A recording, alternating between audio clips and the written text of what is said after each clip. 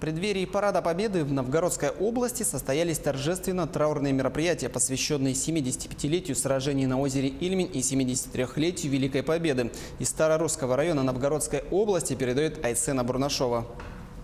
Старая Русса-Шимск в военные годы являлась стратегически важным объектом. Она связывала Москву и Ленинград. И именно ее пытались захватить немцы. Дорогу должны были перерезать якутские лыжники, воевавшие в составе 19-й отдельной лыжной бригады. Перейдя через Ильмень, бойцы оказались бы здесь. Но операция прервалась прямо на озере. Лыжники подверглись огню немецкой артиллерии. В память о подвиге воинов-якутян у деревни Буриги на той самой трассе Старая Русса-Шимск у монумента ежегодно проходит митинг. Спасибо вам за то, что вы приезжаете. Спасибо вам, что вы своим примером показываете, как надо чтить своих близких, умерших, отдавших жизнь за свободу своего Отечества. Это большой пример для подражания. Это пример патриотического воспитания. Вот не на словах, а на деле.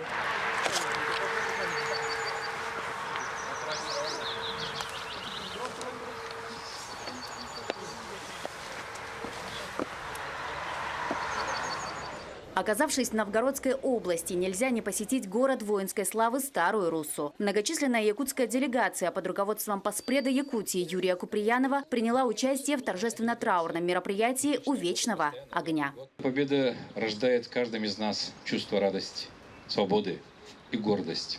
Эта победа делает нас устремленным в будущее. Каждый из нас верит, что мы великие люди, россияне, и мы всегда достойны подвига наших дедов. Мы готовы? Уры!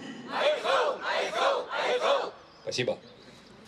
В 1941 году город полностью захватили немцы. Операцию контролировал сам Гитлер. Но разрушенный до основания и не сломленный город выстоял. О тех страшных событиях сейчас говорят многочисленные памятники Старой Руссы и потомки воинов, оборонявших новгородские земли. Одной из них является уроженка Алекминска Наталья Васильевна Перетолчина. Ее отец был в составе 19-й отдельной лыжной бригады, работал связистом. И он получает 2 легких ранений и 1 тяжелое, лишается ног обоих, ступней вот так по колено.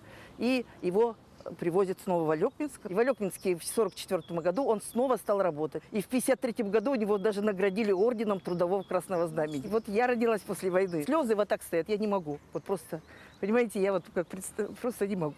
Это очень тяжело, конечно. И я очень рада, что я на старости лет побывала здесь. На митинге присутствовали учащиеся местных школ, которые передали лампаду для установки к монументу у озера Ильмень. Эта акция выражает глубокую скорбь по воинам и служит обращением к молодежи быть достойными памяти павших. Айсена Бурнашова, Егор Максимов, Новгородская область, Старая Русса.